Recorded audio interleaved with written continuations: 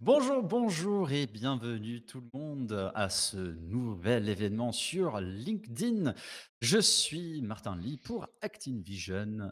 C'est un plaisir de vous retrouver de nouveau sur cette plateforme après un petit détour sur un webinaire format Teams le mois dernier. Et aujourd'hui, on s'attaque à un nouveau thème aussi pour nous sur ces événements qui est l'intelligence artificielle, notre premier live sur l'IA. Qu'est-ce que c'est qu'un live sur l'IA? Bonne question. Pour répondre, j'avais accueillir pardon, mon co-animateur du jour qui est aussi sur son premier live aujourd'hui. C'est le CTO d'Activision, c'est aussi mon associé. Mesdames et messieurs, Alexandre Tricot. Merci beaucoup Martin. Bonjour à tous et à toutes. En effet, depuis plusieurs mois, nous voyons des solutions qui intègrent de plus en plus de copilotes ou d'agents. L'objectif est de nous rendre plus efficients, d'être un facilitateur dans les développements, de nous faire gagner du temps.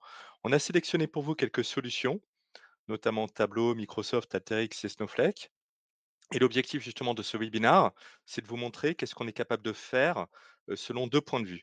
Le premier point de vue, ce sera de se positionner en tant qu'utilisateur de la solution, et le deuxième point de vue, ce sera de se dire: «Je souhaite justement créer des choses», donc un profil un petit peu plus data eng ou data analyst avancé, et de se dire pareil: «Qu'est-ce qu'on est capable de faire?» tout en abordant des thématiques, bien évidemment, qui seront la sécurité ou la véracité des informations qui sont produites par ce type de outils.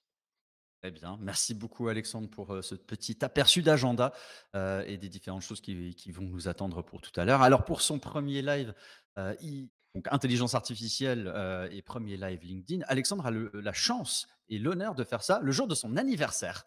Je tiens à le signaler. Donc si dans les commentaires, vous voulez lui souhaiter des vœux, lui offrir quelque chose, voilà, ce sera super. Ça le mettra à l'aise.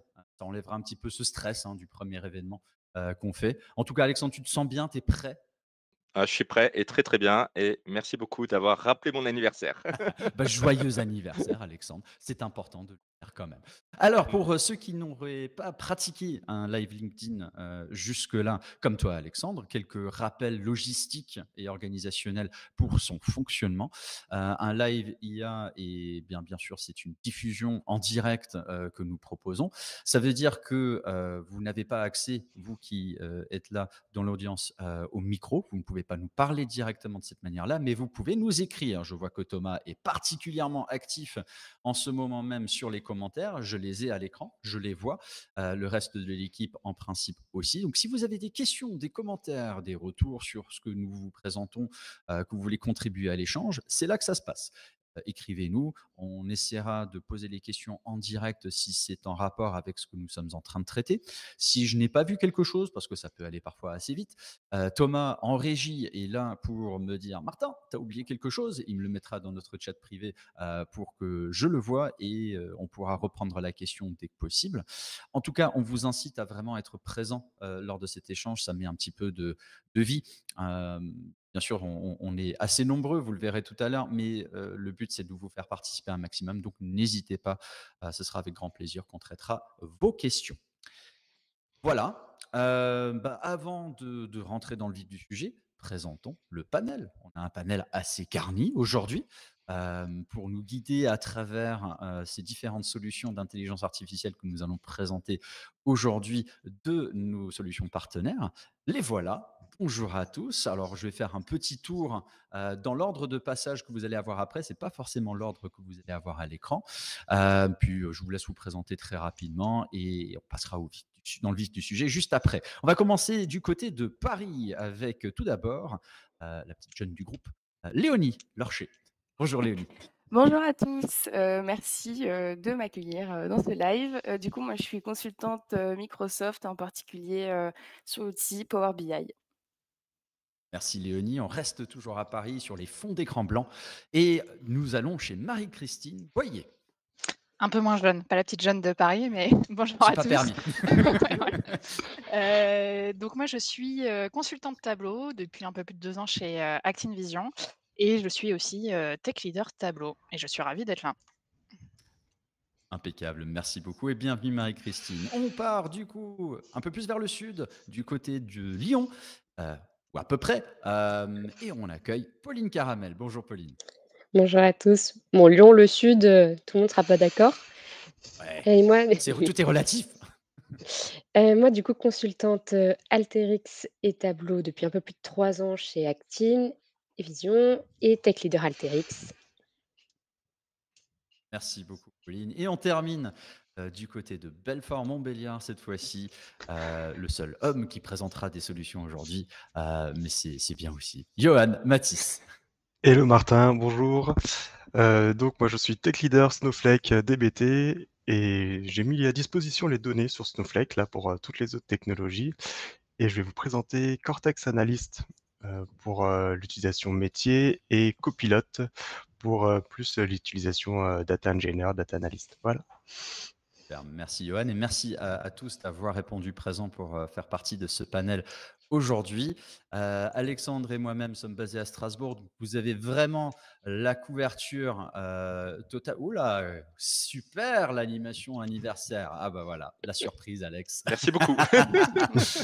Donc voilà, vous avez vraiment la couverture totale Actinvision aujourd'hui sur nos 3 agences, donc c'est chouette. Je ne vais pas faire plus de blabla entre guillemets sur nous, on va aller dans le vif du sujet, mais comme vous l'avez sans doute lu ou entendu, pas de data, pas d'IA. Donc, on va d'abord s'attaquer à ce fameux jeu de données qui a été préparé par Johan. Johan, est-ce que tu peux dire un petit peu plus, s'il te plaît? Oui, bien sûr Martin. Donc c'est un jeu de données qu'on a récupéré sur la marketplace Snowflake, s'appelle Brizo Food Metrics Establishment Data. Et dans ce jeu de données, on va retrouver des informations sur les établissements de restauration et ses menus. Ça couvre 10 pays et ce depuis 2021. Donc c'est Ok. un jeu de données qui est assez volumineux puisqu'on a en tout 8 tables et on a 2-3 tables qui sont à plus de 400 millions de lignes. On a cherché quelque chose de quand même volumineux. Ok. Qu'est-ce qu'on peut retrouver dans ce jeu de données? Donc, on a une table avec, par exemple, des informations établissements, avec le type de restauration, le score, on va dire le score, comment on appelle ça? Le score, De notation le d'établissement. ouais, voilà, de notation, exactement. Mmh. Le nombre d'avis, les infos géographiques, et cetera. On a des tables avec les différents menus, les prix qui vont avec ces menus, des tables avec un peu plus détaillées, c'est-à-dire avec les ingrédients utilisés ou des informations à l'assiette. Et on a une table aussi qu'on trouve intéressante, qu'on a bien exploitée, c'est la table justement des notations avec le nombre de followers, les likes, les posts, tous les avis. Super. Donc, pas mal de volume et surtout pas mal d'informations différentes sur chaque ligne de données, si je comprends bien. Oui, exactement. On a voulu prendre un jeu de données assez volumineux pour que ce soit représentatif de ce qu'on rencontre chez nos clients maintenant. Et puis surtout voir si les différentes fonctionnalités IA qu'on a testées tenaient la performance voilà, sur un volume croissant. Et Et justement, par rapport à la volumétrie et sur l'intelligence artificielle, est-ce que c'est représentatif justement, cette volumétrie que tu évoques? Est-ce qu'on rencontre des volumes plus faibles, plus importants chez les clients? Qu'est-ce qu'il faudrait avoir pour avoir une IA qui tourne bien? alors on a des clients qui ont moins de données, c'est certain, mais quand même on rencontre maintenant chez nos clients, ça part en exponentiel sur la volumétrie des données. Et après, les data, pour tout ce qui est IA, quand même plus on a de données, plus l'IA va pouvoir s'entraîner, va pouvoir répondre correctement. Et des données de qualité, surtout. Et bien Ça va sûr, oui, être des données de le point qualité. central pour que derrière, les IA fonctionnent bien. Exactement. On a passé un petit temps aussi, voilà, à nettoyer aussi ces données pour pouvoir bien les exploiter. OK. Sur le nettoyage de la donnée, on va pas trop s'attarder ici, mais si jamais il y a des questions dessus ou si vous souhaitez l'évoquer durant les présentations notamment, n'hésitez pas. Est-ce qu'il y avait d'autres choses à rajouter sur, cette, thématique du jeu de données, Johan? Peut-être une dernière chose, on a utilisé plusieurs tables. C'est important d'avoir plusieurs tables pour nos tests, pour savoir si les différentes IA, elles étaient capables de combiner des informations de plusieurs tables. D'accord. Et ben, c'est ce qu'on espère voir du coup, durant les Et différentes démonstrations, n'est-ce pas? mmh, il y a un petit point quand même par rapport à cette architecture, on ne s'est pas connecté directement Power BI à Snowflake. On est passé par la fabrique avec un composant, qui est nouveau, qui est la mise en miroir, qui est proposé justement, la fabrique, par Microsoft et qui va permettre de répliquer, j'ai envie de dire, les données que l'on a dans Snowflake directement, la fabrique. OK. Et du coup, pour les autres solutions, la connexion est-elle différente, Alexandre? La connexion est directe.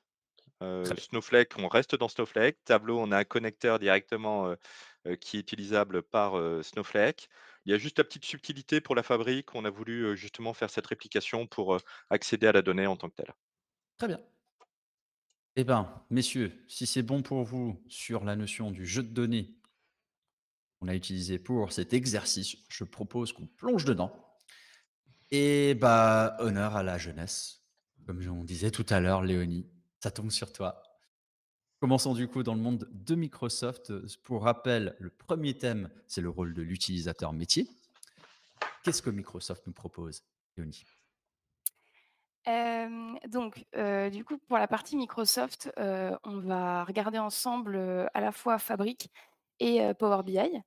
Donc du coup, pour ceux qui ne sont pas forcément, familiers avec ces 2 outils-là, bon, un petit rappel du coup, Fabric, donc ça se présente comme ça. C'est une plateforme unifiée de données, qui centralise l'ingestion, la transformation, le stockage et l'analyse de données. Et en fait, c'est une plateforme qui permet aux équipes, d'utiliser un environnement commun pour collaborer sur l'ensemble du cycle de vie des données. Ok. Donc du coup, sur, cette plateforme-là, nous, on va utiliser notre assistant IA, que je vais ouvrir tout de suite. Hem et donc concernant Power BI, donc c'est, un outil qui se présente comme ça. Et donc c'est un outil de data viz, assez connu, de visualisation de données, qui permet de créer des rapports et des tableaux de bord interactifs à partir, de diverses sources de données et donc qui facilite, l'analyse et la prise de décision en rendant les données, accessibles et compréhensibles pour, tout utilisateur. Donc du coup, si Ok. je me mets dans la peau d'un utilisateur métier, c'est-à-dire un utilisateur, qui, n'est pas technique, qui peut, occuper, à peu près n'importe quel, poste, dans mon entreprise, et que je veux prendre en main Power BI, mais que, j'ai pas trop le temps, et ben, je vais me tourner vers Copilot. Donc je l'ouvre tout de suite, directement dans mon rapport. Hop, pardon pour le petit aspect technique, Ah excusez-moi, bah voilà, c'est c'est les l'authentification et l'effet du live. aléas du live.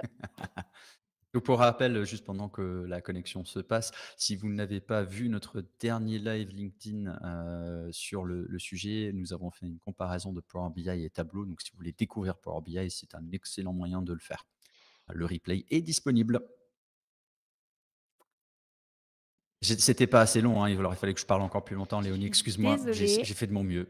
Et ouais, Et c'était super Martin, mais malheureusement, mon PC a décidé de, avoir des difficultés au meilleur moment. Donc je pense que je vais devoir laisser la main à la prochaine interlocutrice, Bon, le pas temps de que ça se souci. règle. Désolée. Il n'y a pas de problème. On va laisser tranquillement l'ordinateur de Léonie et Fabrice, se remettre d'accord et puis repartir de bon augure tout à l'heure. Du coup, on va, rester, du côté parisien. On passe chez Marie-Christine. Bah, du coup, j'évoquais Tableau. Ben, restons dans ce monde-là.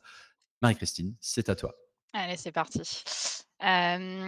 Du coup, pour, s'adresser à un utilisateur métier, on a choisi de vous présenter, Tableau Pulse parce que pour moi, c'est vraiment, l'outil qui s'adresse à un utilisateur qui n'a pas forcément le temps ou, les compétences, techniques, pour réaliser des analyses ou manipuler la donnée. Donc Tableau Pulse, si vous ne connaissez pas, donc déjà c'est accessible à tout le monde, hein, et c'est accessible ici depuis l'interface Tableau et après ça vous ouvre, un nouvel onglet, qui ressemble à ça. OK. Donc Tableau Pulse, c'est une interface un peu différente des dashboards que vous avez, l'habitude de voir parce que le principe est un petit peu différent. Là, le principe, c'est de s'abonner à des métriques. Donc en fait, il y a des, personnes, dans, votre entreprise, qui vont mettre à disposition un certain nombre de métriques qui auront été, préconfigurées, avant, et le but, c'est de s'abonner à ces différentes métriques, donc par source de données. Donc là, on retrouve la source de données, dont a parlé, Yoann, et moi, j'ai décidé de m'abonner à 4 métriques, différentes. Et l'intérêt après de Tableau Pulse, c'est que l'IA justement va un peu pré-mâcher tout ça pour essayer de détecter des grandes tendances. Puisque comme on s'adresse à un utilisateur qui a pas forcément le temps, ni, des compétences analytiques, le but c'est que l'IA directement nous détecte, bah, les grandes tendances sur les différentes métriques. Mmh. Donc là, on voit déjà un petit résumé qui est fait, par l'IA, qui nous dit directement que, le nombre de restaurants, ouverts a diminué de manière spectaculaire, de 72, alors que les notes restent plutôt stables et qu'on a un prix du menu qui a augmenté de 23. Donc ça, déjà, je trouve ça plutôt pratique parce que, comme on le reçoit par mail, par exemple par Slack, par email ou Teams, directement, on a ce petit aperçu de savoir ce qui se passe sur nos différentes, métriques. Mmh. Mais bien sûr, si on veut, passer un peu plus de temps pour comprendre, à quoi sont dues ces hausses ou ces baisses, bah, après on peut réaliser un petit travail d'analyse, exploratoire. Et ce travail justement de, résumé tel qu'il est affiché ici, il s'appuie sur les métriques que toi, pour lesquelles tu t'es abonné? Ou est-ce qu'au final, c'est par rapport vraiment à l'ensemble de toutes les métriques, que ce, résumé est créé? Ouais, non, il y a vraiment 2 niveaux, d'information. C'est que déjà, là, en effet, il se base par rapport aux métriques auxquelles je suis abonnée. Parce qu'en fait, on a vraiment une bibliothèque de métriques qui sont définies, sur, l'instance, tableau et après, bah, moi, j'ai décidé de m'abonner uniquement à ces métriques-là et éventuellement aussi de les configurer un peu différemment pour que ça corresponde vraiment à mon propre besoin. Et ensuite, il y a aussi une, future, fonctionnalité qui va bientôt sortir dans la prochaine version, qui va permettre justement de dire: «Je ne veux pas que tu me prennes en compte cette métrique-là pour ce résumé». Parce que comme là, il prend tout, bah, potentiellement, il y a quand même peut-être certaines métriques qui nous intéressent plus que d'autres et ça, du coup, c'est une feature aussi qui va bientôt arriver et que je trouve aussi intéressante. Et si nous avons plusieurs sources de données, parce que là, on en a qu'une seule qui, Ouais, il y en a une est deuxième là. localisée par rapport au restaurant. Ouais. OK, donc c'est-à-dire que dans le résumé, il fait également un résumé par rapport, à l'exhaustivité de toutes les sources? Oui, exactement, il les prend OK. toutes. Ouais, exactement.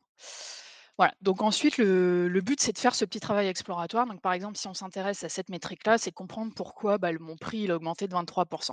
Donc là, l'intérêt, tout ce que je fais là aussi, on peut le faire sur mobile, donc c'est vraiment quelque chose d'assez, simple, et rapide. Donc rapide, je l'espère que ça va être mieux que Léonie. Là, nous sommes en connexion directe aussi, il faut quand même le rappeler Ouais. par rapport à la source de données qu'on a évoquée, hein. Oui, exactement. Pour tous les tests que je vais faire, on est en connexion directe parce que le but, c'est aussi de tester la performance de ces moteurs-là, et plusieurs, tables aussi qui sont reliées, directement entre elles. Donc là, en fait, je suis directement sur ma métrique et ensuite, j'ai un choix pour essayer de comprendre d'où vient cette hausse. C'est soit directement moi faire ce travail exploratoire, donc là, Tableau met à disposition ce qui s'appelle la répartition, pour comprendre quels sont les différents contributeurs à cette variation et à cette métrique. Donc là, on retrouve un certain nombre de dimensions qui ont été préconfigurées en amont, bah, par la personne qui a créé cette métrique-là. D'accord, donc chaque métrique peut avoir ses propres axes d'analyse, ça ne pose pas de problème aussi. On Ouais, peut, exactement. aller jusqu'à ce niveau de configuration. Ouais, ce qui est du coup plutôt cool parce que ça permet vraiment d'adapter, de choisir les dimensions qui nous semblent pertinentes pour faciliter ensuite ce travail d'analyse. Donc je trouve ça plutôt intéressant. Donc là directement, bah, je vois que ça c'est la première dimension qui est sélectionnée. Bah, je vois que directement qu'en fait le prix il a surtout augmenté, pour la cuisine asiatique, mais que le prix aussi le plus élevé, c'est sur la cuisine africaine. Donc par exemple, je peux en sélectionner un totalement au hasard. Normalement, on prend celui qui nous intéresse le plus par rapport à l'analyse. Donc là, j'ai pris, la cuisine européenne qui a une hausse de presque 29, donc ce qui est très élevé et donc vous voyez directement on est filtré. Après, vous avez aussi un certain nombre de filtres, pareil, qui ont été configurés en amont pour vous aussi vous permettre de faire ce travail exploratoire. Et donc là, ensuite, bah, soit je continue ce travail, exploratoire où, je cherche les principaux contributeurs, donc c'est moi qui cherche, soit, bah, je me laisse guider justement par l'IA, où Tableau, bah, propose un certain nombre de questions. Donc là, il le fait par rapport à ce qu'il a détecté dans la source de données, et donc c'est lui qui va vous faire une proposition, hem, bah, de questions, à poser. Donc par exemple, si je fais ça, là en l'occurrence, il me demande la baisse, moi c'est plutôt la hausse qui m'intéresse et là, la question que je trouve justement pertinente, c'est celle-là, puisqu'en fait, le name, ça correspond au restaurant, nous, dans notre source de données et donc justement, c'est le niveau plus fin dans ma source et ça peut être intéressant de savoir, bah, quel est le restaurant qui a le prix, le plus élevé et donc là, directement, je sais que c'est Dante's Pizzeria, Ponsonby qui a le, prix le plus élevé. Après, bien sûr, je peux poser des questions. Donc là, je suis en français, hein. Tableau, propose plusieurs langues. On va tester si je fais celle-là. Donc là, je me suis adaptée, hein, quand même, au «langage» entre guillemets Tableau, hein, parce que Tableau ne prend pas en compte tout le type de questions non plus, hein. C'est vraiment, que des questions, pour comprendre, par catégorie, donc pour comprendre les tops et les flops et les principales OK. hausses ou baisses. On est plutôt sur du natural language querying ou Ouais, exactement. processing que du Gen AI, pour l'instant. Exactement, ouais. Et donc là, voilà, bah, j'ai la réponse. Du coup, c'est Vapiano qui a eu, la hausse, la plus importante de 35, et voilà. Donc Et là, voilà, en 5. il faut bien aussi, préciser le champ de name tel que tu l'évoquais, mais on peut mettre en place, je suppose, des alternatives pour que, n'importe qui ne sache pas que c'est name, ça veut dire le nom du restaurant, puisse, interroger de nouveau la source. Ouais, bien sûr. Là, en fait, c'est un travail à faire sur la source de données. On revient sur ce que tu disais en intro, sur avoir des données de qualité. Donc là, ça c'est un travail à prévoir par, les différentes, personnes au profil un peu plus technique pour retravailler la source et que ce soit intelligible pour n'importe qui, quoi. Mais voilà, là, en 5 minutes, du coup, je sais, les restaurants qui ont eu la plus forte hausse, les différentes catégories aussi de, restaurants qui ont les prix les plus élevés, et ça vraiment en 5 minutes, quoi. Et donc après, bah, l'intérêt, c'est une fois qu'on détecte ces tendances-là, de se rapprocher justement de profils plus analystes pour, bah, creuser, et comprendre peut-être, davantage, quoi. Et par rapport à ces, différentes métriques, là, tu disais qu'on pouvait les utiliser dans Teams, dans Slack. Est-ce qu'on peut également l'intégrer directement dans un rapport tableau aussi?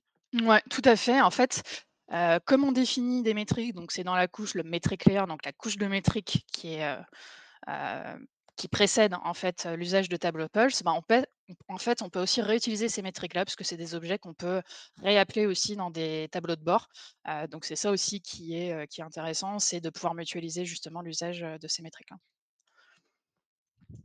Donc il y a une expérience homogène, pour un utilisateur data, métier, mais un peu plus poussé, qui a l'habitude de travailler avec un tableau desktop ou sur, des visuels dans tableau serveur qui modifie. Il y a un lien entre les 2, aisé, sera utilisé.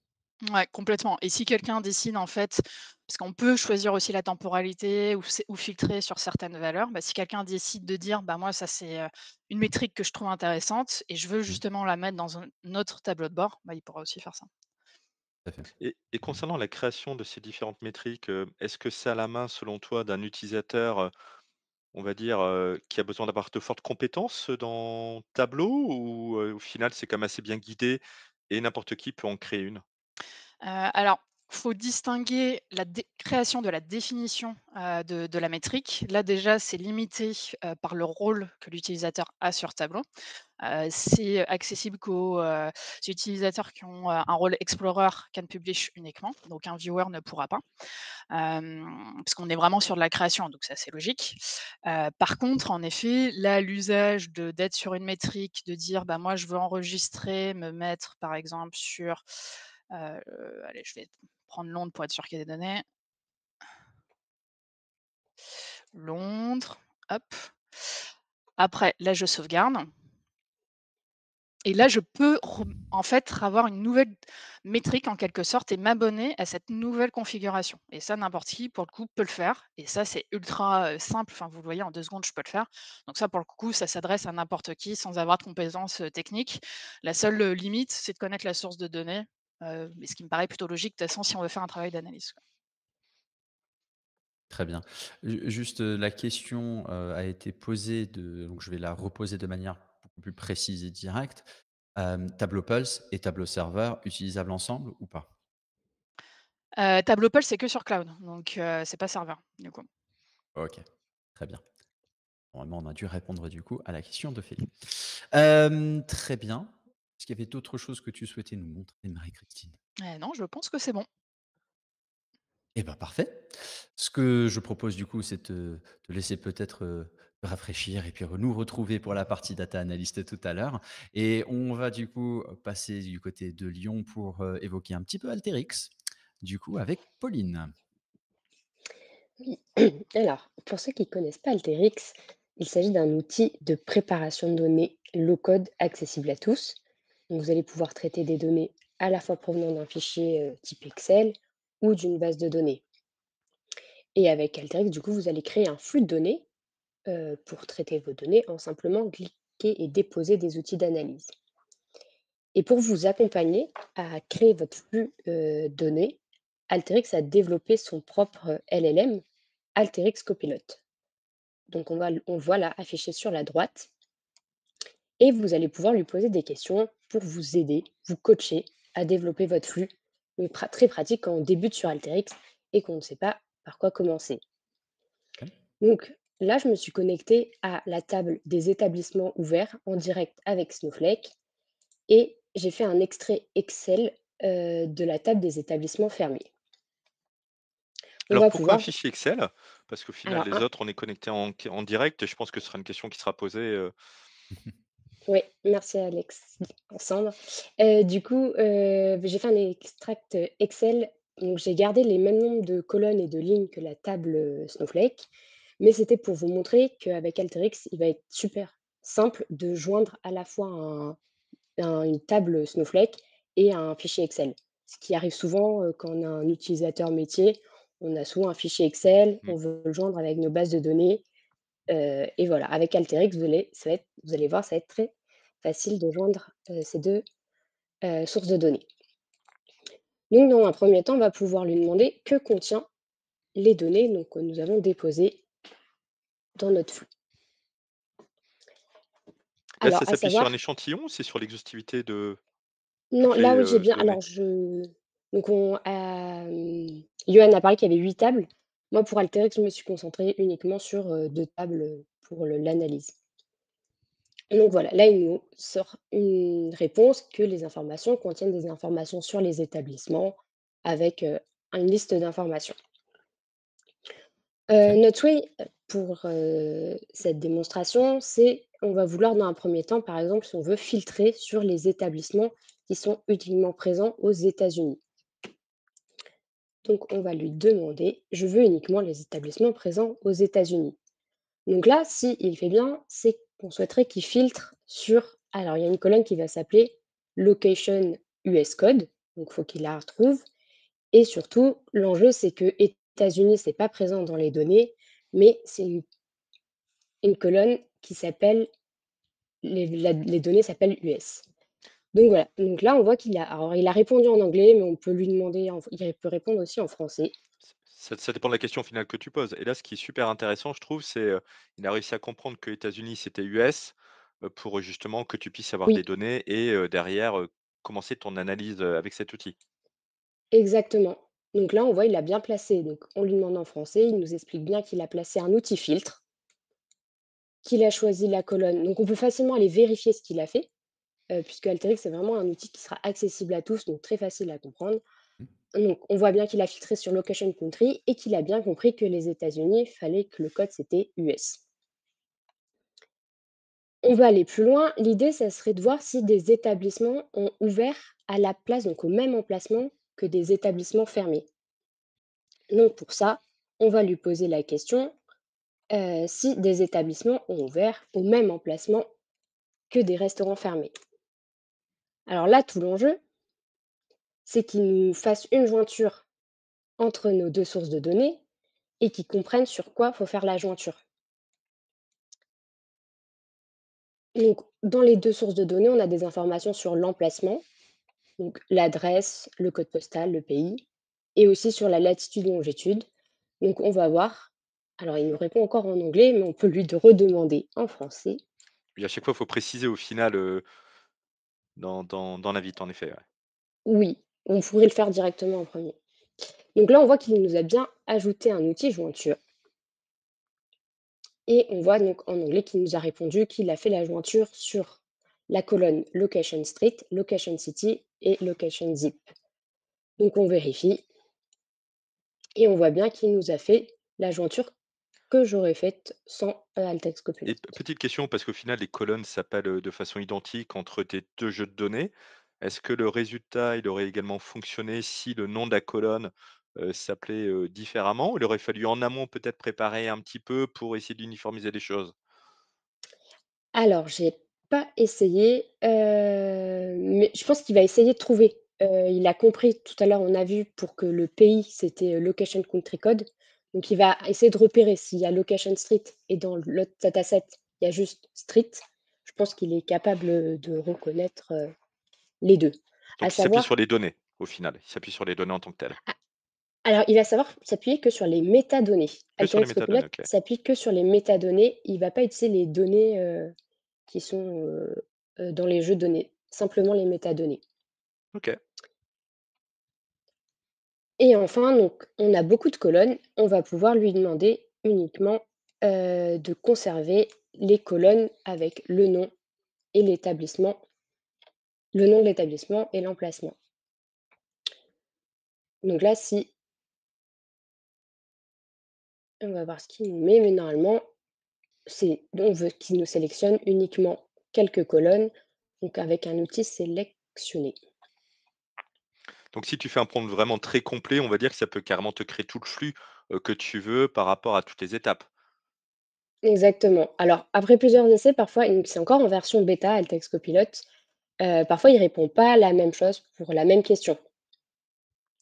Mais on va pouvoir lui répondre si oui ou non c'est les bonnes, réponses à chaque fois et faire un petit feedback pour Alteryx, pour améliorer, leur agent. Je pense que c'est important de contextualiser, la notion d'utilisateur métier Alteryx. C'est ce que va faire un utilisateur métier avec Alteryx Designer et du coup l'intérêt de Copilot, et l'IA dans cet écosystème-là. C'est pas le même type d'usage qu'on a vu tout à l'heure Mmh. avec, Marie-Christine et Tableau, par exemple. Et Mmh, effectivement, ça ouvre, à plus d'usages par plus de personnes, sans avoir forcément toute cette notion, de presque analyste, hein, de pouvoir faire ces jointures, ces filtres, et ces différentes, transformations de la donnée. oui, en effet, du coup, avec Alteryx Copilot, vous allez avoir une prise en main plus facile de l'outil. Donc là, il y a pas forcément, heu, en tant qu'analyse, oui, on pourra facilement vérifier. Ouais. Ah, on a un petit peu perdu Pauline. Pauline! Ah là là, ça y est, le Ah, réseau, il est parti, il va Ouais. peut-être revenir. Deuxième aléa de la journée, c'est pas grave. Hem, je ne crois pas qu'elle est revenue. OK, allez, c'est pas grave. Passons, du coup à Johan en attendant. Effectivement, Pauline, je crois qu'elle se reconnecte. Donc Johan, je propose que du coup, on passe sur Snowflake. On reviendra du coup sur la partie Alteryx pour finir sur la partie métier tout à l'heure. Voyons ce qu'on peut faire du coup avec Streamlit notamment. Oui, Streamlit et Cortex Analyst. Alors, je vais revenir 2 secondes sur Snowflake, pour ceux qui connaissent pas. On est sur un data warehouse, qui est totalement pensé, cloud. C'est un environnement SaaS avec une interface, très ergonomique. Là, par exemple, je suis dans la présentation des bases de données. C'est très souple, puissant, scalable Hmm. et alors j'ai un écho, c'est un peu compliqué. Oui, oui, c'est bon, voilà. Merci. Vas-y, tu peux continuer. Voilà, donc c'est data warehouse, à la base et puis, ça s'est enrichi au fur et à mesure des dernières années et puis maintenant on a plein de produits qui ont été intégrés. À la base, c'était full SQL. Maintenant, on peut faire du Python dedans. On a une fonctionnalité qui est de plus en plus utilisée, dans les entreprises, c'est le data sharing, donc pouvoir mettre à disposition des données, dans une autre instance ou carrément vendre ces données à un partenaire. On a de plus en plus aussi de fonctionnalités de lineage, de documentation et d'assistance IA comme on va voir. Donc ça, c'est la partie data warehouse, mais on a aussi une partie qui s'appelle, Streamlit dans Snowflake. Donc Streamlit, au départ, c'est une bibliothèque Python, qui était qui est en dehors de Snowflake et qui est utilisée pour faire des applications, des tableaux de bord. Et cette bibliothèque a été intégrée, dans Snowflake. Donc maintenant, on a directement Streamlit dans Snowflake, donc la capacité de faire des applications dans Snowflake. Et c'est ce Et de qu'on ne a pas fait ici. déplacer les données au final. C'est aussi l'un des avantages d'avoir, tout dans le même écosystème, c'est que les données ne sortent pas, ne bougent pas, tout reste, au même endroit, j'ai envie de dire. Oui, c'est ça. Il n'y a pas d'intervention d'outils tiers, pas de transformation. La fraîcheur des données, c'est le plus frais possible. Voilà, donc c'est très intéressant. Donc, on construit une application dans Snowflake et alors il y a plusieurs usages. J'en vois trois gros. C'est permettre à des utilisateurs d'interagir avec la donnée, donc aller requêter la donnée en étant un utilisateur, on va dire analyste, donc sans aller faire du SQL dans une worksheet. Ça peut être aussi permettre à un utilisateur analyste d'ingérer de la donnée, donc à l'aide d'une application, donc du clic-bouton, ou aussi aller modifier la donnée directement. Voilà, je vais aller modifier cette valeur en base de données. Ça peut, des fois, on peut avoir cet usage. Là, on a créé une application donc sur Streamlit. Ce qu'on a construit en fait, c'est une application qui va permettre à un utilisateur de requêter la donnée en LLM. Donc, ouais, il y a une question. Et toute la partie suggestion, qui est affichée ici, c'est toi qui l'as préconfigurée ou au final, c'est directement, Cortex Analyst qui propose, j'ai envie de dire, quelles sont un peu les recommandations de questions qui seraient les plus pertinentes? Alors effectivement, tu as vu là, il y a une présentation du jeu de données et puis il y a 3 questions qui sont proposées. Ces 3 questions, elles ont été proposées par Cortex Analyst et en fait, j'aurais pu les configurer, mais là, elles ont été proposées en fonction du jeu de données qui est donné. Donc là, c'est pour aider en fait l'utilisateur à utiliser l'application et là, je vais pouvoir donc poser une première question pour qu'on puisse voir comment ça fonctionne. Donc ma question, c'est: quelle est la proportion d'établissements proposant des options végétariennes par pays? J'envoie ma question. Donc là, c'est envoyé à Cortex Analyst. En fait, la question, elle est envoyée à une API Cortex, plus la question, plus toutes les métadatas. On verra de quoi est composée les métadatas.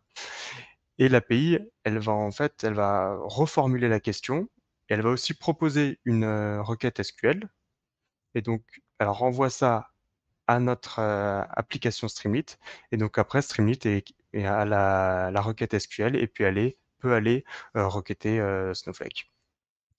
D'accord, donc en fait, on peut via cette application directement répondre à des questions qui peuvent être assez évoluées, qui ne sont pas forcément prévues dans le cadre, tel que tu le montres ici en, proposant justement des options végétariennes. Il arrive à comprendre, où trouver l'information, d'une option, d'un plat et cetera. Oui, en fait, il va faire un peu comme ce que fait souvent hein, si on va sur un chat GPT que tout le monde connaît. La première chose qu'il va faire, c'est il va reformuler la question pour, euh, pour que ce soit plus facile d'utilisation. Et puis après, une fois qu'il a reformulé la question, il va proposer la requête SQL. Et donc, ce qui nous intéresse, euh, l'utilisateur final, c'est surtout le résultat. Donc voilà, là, on a le résultat, la proportion par pays. C'est intéressant de voir que même des utilisateurs un petit peu plus poussés, un petit peu ce qu'on a vu sur Alteryx aussi, bah, il y a de quoi se mettre sous la dent avec cette génération de requêtes et puis du fine-tuning si souhaité. Oui, en fait, on va pouvoir utiliser après la requête SQL, on peut la réutiliser dans un autre programme, si on veut. Ce qui est intéressant, c'est qu'au niveau de l'application, on a donc la data, mais on sait aussi le chart. Donc voilà, un line chart, c'est pas forcément adapté. Je passerai plutôt sur un bar chart. Et donc là, on a la proportion qui est un peu plus visuelle. Yes. Et Simple. pour mettre en place ce type d'application, justement, c'est quelque chose qui est complexe ou, au final, il y a déjà des templates, j'ai envie de dire conçus? Alors je vais être honnête, j'ai pris un tutoriel donc qui m'a permis de construire cette application, assez rapidement. Je dirais que j'en ai eu pour, 1 heure. Après tout ce qui, va prendre du temps, c'est la partie, customisation. Si on veut, Mmh. bien sûr, voilà, faire une application en accord avec son entreprise, les couleurs et tout ça, les questions. Et puis ce qui va prendre aussi du temps, c'est tout ce qu'il y a derrière l'application dont je parlais, tout à l'heure. ces métadatas, c'est ce qu'on appelle la semantic layer, ce qui va permettre Mmh. à Cortex Analyst d'être plus précis. Ok. Donc je vais vous... Alors, pour terminer sur l'application, à la fin, on peut donner son feedback. Ça permet aussi d'enrichir le modèle, voilà, de noter la SQL query. Des fois, on peut avoir des surprises où même si on recommence le prompt, on n'arrive pas à quelque chose d'efficace. Donc voilà, il faut donner ses retours. Et du coup, c'est bien en general availability, ce n'est pas en bêta, contrairement à Alteryx, ou est-ce qu'on est toujours sur des versions provisoires? Non, là, c'est disponible depuis le début de l'année. Ouais. Merci. Je parlais tout à l'heure, en fait, donc la question est envoyée à l'API, mais il n'y a pas que la question, il y a aussi les métadatas. Donc seulement les métadatas, pas les données. Ça, c'est important pour la sécurité. Donc les métadatas, c'est quoi? Ici, ça va être tout ce qui est semantic layer. Et donc, vous pouvez voir ici, j'ai mes tables, donc establishment open, et j'ai toutes mes colonnes qui sont décrites. Par exemple, l'ID, establishment ID, le name, location city. Il y a une description qui est proposée. Ça, c'est une description que Snowflake m'a proposée quand j'ai ingéré le fichier de données, mais je peux très bien la changer. Et puis, c'est aussi mon rôle en tant que data analyst d'aller changer la description et de l'améliorer parce que Snowflake n'a pas le contexte métier que nous pouvons apporter. Donc, la description, il nous propose des synonymes. Là aussi, on va pouvoir nous apporter des synonymes. Ça va permettre, quand la requête est posée, il va vite reconnaître les mots et pouvoir adapter son SQL. Et donc tout ça, c'était fait automatiquement? C'est-à-dire que tu dis, tu crées un modèle sémantique, tu lui donnes, on va dire, un certain nombre d'informations, des tables, et automatiquement, il va te mettre la description, les synonymes, plus, des exemples? Tout ça, c'est fait de façon automatique alors? Il y a une partie voilà, automatique, mais après, nous, on doit aussi Bien sûr, vérifier. ouais, vérifier. Voilà, c'est notre rôle. Ouais. Mmh. Et il y a aussi quelque chose, par exemple, qui n'a pas fait automatiquement, mais que j'ai fait de mon propre chef, c'est aussi lui indiquer toutes les différentes relations qu'il y a entre les tables de notre jeu de données. Donc là, par exemple, je lui ai dit, tu peux tu peux faire une relation entre les menus items et les établissements ouverts via le champ, via la clé Establishment ID. Donc ça, je lui en ai proposé plusieurs. Et ça l'aide parce qu'il va pouvoir répondre à des requêtes complexes où il faut chercher des informations dans plusieurs tables de données. C'est super, et j'ai vu aussi en bas qu'il y avait un élément qui s'appelait des requêtes qui sont vérifiées.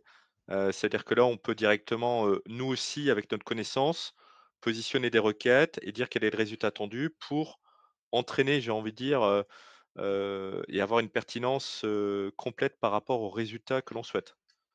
Oui, c'est exactement ça. Tu vas donc pouvoir ajouter une requête ici, donner la question, donc voilà, donner la question et la requête, et tu valides pour lui dire voilà, si on te pose cette question, il faut répondre comme ça va l'aider pour les autres requêtes. Et puis aussi, voilà, on voit ici add this question to onboarding question. Donc ça c'est pour ajouter cette question en proposition, comme on l'a vu au départ de notre application. OK, c'est super. J'ai vu que tu étais passé par une interface, enfin un menu, on va dire, qui aide pas mal, mais bien évidemment, on peut le faire en code, je suppose, si jamais, on souhaite, modifier, toutes ces informations-là de façon, un petit peu plus, sans interface, hein? Oui, bien sûr. Alors, il y a 2 voilà, là, je suis passé, en fait, dans l'éditeur, YAML. Donc semantic layer, derrière, il y a toujours un YAML. Donc là, c'est le YAML, à modifier. Et puis, comme c'est du Snowflake et que tout est full SQL, on peut aussi le modifier, via un script SQL aussi. On peut le faire en SQL. Et ça, c'est intéressant parce que c'est une semantic layer. Et par exemple, voilà, si pour ceux qui connaissent DBT, ils peuvent construire leur semantic layer dans DBT et la faire ingérer dans Snowflake pour utiliser via Cortex. Ok, mais là, on est déjà sur des profils un tout petit peu plus poussés que le Oui, métier bien sûr. tant que tel. Voilà. C'est bien de le préciser. Ok. Est-ce qu'on est bon du coup pour ce que tu voulais montrer, Johan? C'est bon. Merci, Martin. Super. Je crois que enfin, on me souffle dans l'oreille que Léonie, ça va mieux. Fabrique s'est réveillé après sa petite sieste impromptue. Par contre, je crois que oui, ton micro sur le canal, de notre outil de diffusion est peut-être encore désactivé? Ah, quand c'est pas un problème Fabrique, ce n'est un problème par ailleurs. Thomas, est-ce que c'est bon pour Léonie ou pas? OK, bon, bah, on a d'autres problèmes. Pas grave. Ce que je propose du coup, c'est qu'on revienne, dès que Léonie et Thomas ont pu résoudre ce petit problème de son cette fois-ci. Et on va du coup nous attaquer à la deuxième partie de ce live qui concerne cette fois-ci, bah, cet utilisateur un peu plus avancé et plus, comment dire? Qui va plus ouvrir le capot, voir ce qui se passe, dans la machine en tant que telle et plus travailler finement avec l'intelligence artificielle et construire des choses, à savoir donc le profil analyste.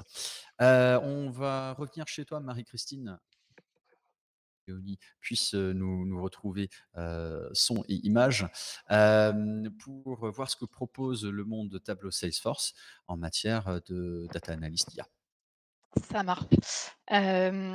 Donc là, l'outil, que Tableau met à disposition pour ces profils-là et que j'ai, sélectionné, c'est Tableau Agent. Donc Tableau Agent, par contre, c'est, disponible qu'avec Tableau Plus. Donc tout le monde n'y a pas forcément accès.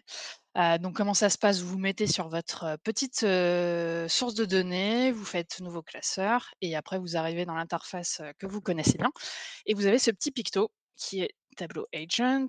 Je l'active. Et là, OK. du coup, Tableau Agent rappelle en fait, ce pourquoi c'est fait. Donc en fait, c'est une aide, c'est un genre de copilote pour, aider à soit créer des visualisations, mais, faut pas le voir, formater, des graphiques parce que là-dessus, je trouve que c'est un peu limité quand même. C'est plutôt une aide, selon moi, une aide technique pour justement créer des champs calculés ou alors, filtrer, enfin un filtre, ça se fait aussi facilement. Donc pour moi, c'est surtout une aide technique pour, les champs calculés. Il peut aussi suggérer des graphiques ou des types de questions, qui seraient intéressantes. Donc là, c'est pareil, c'est l'IA qui détecte en fonction de toutes les tables que j'ai. Donc là, moi, j'en ai 3 dans mon jeu de données, et il détecte, un certain nombre de questions.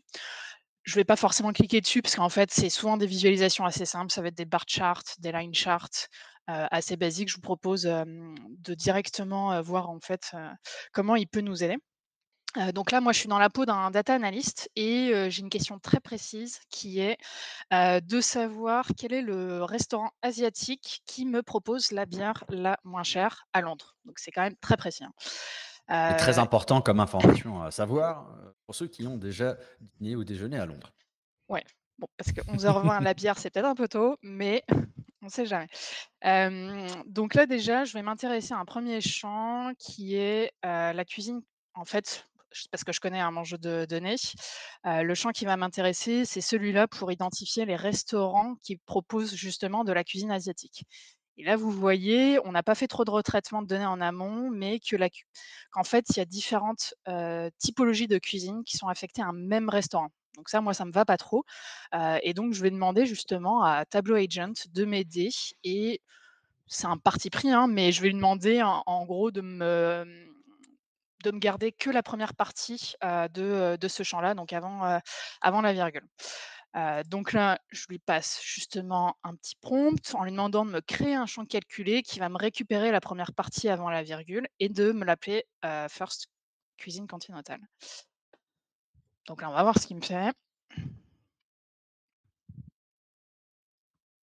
Et donc là, pour rappel, hein, je suis en direct. Donc là, vous voyez aussi les temps de traitement, sur, des tables qui font plusieurs centaines de millions de lignes, hein. Donc c'est quand même plutôt rapide. Et donc là, il me propose cette formule. Et il y a aussi, quelque chose de pratique, c'est qu'on peut lui demander, si on n'est vraiment pas technique, pas très technique, on peut lui demander aussi d'expliquer ce qu'il a fait. Donc là, il va me l'expliquer. Parce qu'on connaît peut-être pas ces formules et on veut être sûr, et on veut peut-être aussi progresser, on va dire, dans l'apprentissage, technique. Oui. Et pour des formules un petit peu plus complexes, parce que tu disais en introduction justement, voilà, c'est pour des choses un petit peu simples en termes de création de graphiques, création de champs calculés. Est-ce que tu as pu, tester aussi sur des, calculs un petit peu plus complexes de type, LOD ou Un petit peu plus avancé ou pas? Oui, alors il traite aussi les LOD, mais justement, c'est une des limites que moi j'ai trouvées, c'est que des fois, il fait des calculs que je trouve trop complexes. Justement, des fois, il met des LOD, par exemple, il gère pas encore les calculs de table. Donc il va mettre une LOD pour, par exemple, juste un pourcentage du total ou un ratio, alors que ça, on peut le faire beaucoup plus facilement. Et donc, des fois, il y a des choix techniques qui sont faits comme ça, dus à certaines limites pour l'instant de l'outil. Et donc ça peut avoir des impacts après sur la performance. Donc c'est là où, pour le coup, d'avoir encore un regard un peu expert sert pour juger quand même de la pertinence de ce qu'il fait. Mais en tout cas, il gère les LOD pour l'instant. Pour les néophytes Tableau, juste, en 2 mots, LOD, ça LOD, permet quoi? c'est des fonctions, de calcul avancées pour, gérer, le périmètre, la partition sur laquelle on va se baser. Donc, c'est des calculs vraiment avancés quand on veut s'intéresser, qu'à certaines, parties de la source, de données. Voilà, Donc grosso modo. tout aide pour, faire ses calculs et la bienvenue en général. Voilà, c'est des trucs assez poussés, mais c'est des principes qu'on retrouve aussi en SQL, donc voilà, donc bref, il m'a calculé ce champ-là. Donc là, vous voyez que ça fonctionne plutôt bien. Donc en effet, il m'a expliqué qu'il récupère en fait, la position de la virgule et après il récupère le, l la 1re, le premier élément. Donc là, je vais quand même juste vérifier et on voit que ça fonctionne bien. Il y a bien ici. Bon là, il y a du nul, donc là, on voit qu'il ne traite pas tous les cas, ce qui est logique, parce qu'en fait, il y a juste qu'un élément, donc forcément, il y a pas de virgule. Donc là, je vais lui pousser un deuxième prompt en lui disant: «Bah, crée-moi un autre champ. Quand c'est nul, tu me renvoies le champ initial, donc cuisine continentale, sinon tu me renvoies l'autre». Pour justement traiter ce cas où et bien tout prendre et prendre aussi cette ligne.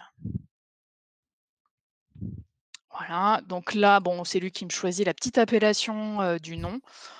Bon, on va dire que ça va et donc là, il utilise la fonction if nul qui correspond bien, à ce que je lui ai demandé. Donc là, ça fonctionne plutôt pas mal. Donc là, je vais le mettre en filtre. Pour Parce que l'objectif, c'est de faire une petite carte, avec tous les établissements. Du coup, tac, ah, j'ai pas pris le bon champ. Tac, Mmh. parce que je voyais qu'il y avait du nul. Hop, tac, D'où l'importance du nommage de champ. exactement. Ensuite, je vais faire filtrer directement sur Londres. Donc là, c'est le champ location city. Tac.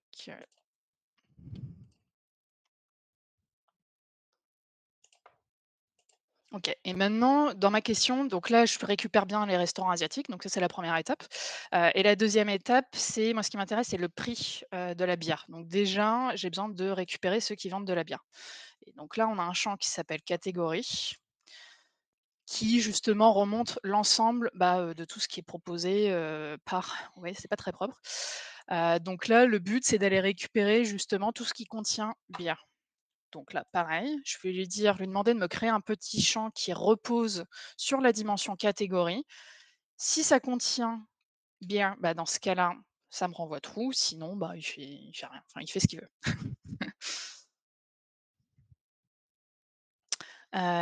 Et là, ça marche pas. Donc là, c'est marrant. Donc là, typiquement, qui renvoie true, c'est catégorie. Donc là, il veut pas. Donc là, c'est marrant. D'habitude, ça fonctionne. Donc là, c'est un exemple que des fois, pas de questions Ah, suggérées. Donc là, on tu voit avais qu'il pas pour le encore coup eu de difficultés sur tes parties, donc ouais, c'est ça. normal. À un moment, il fallait que Ouais, tu y passes aussi, hein. c'est ça. L'effet du live, en C'est effet. l'effet du live.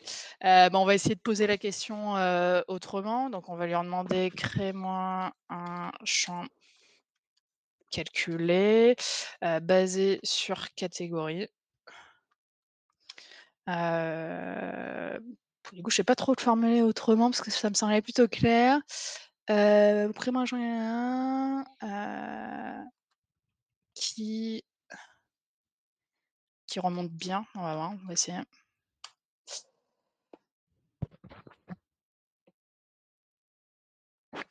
Et en attendant, c'est, la partie, des filtres, que tu as prépositionnés en utilisant justement agent, ça aurait pu également le faire aussi? Ou c'est forcément, tel que tu le montres là, que sur des, champs calculés sur lesquels on intervient, plus quelques petits types de visualisation? Sur la partie filtre là? Ouais.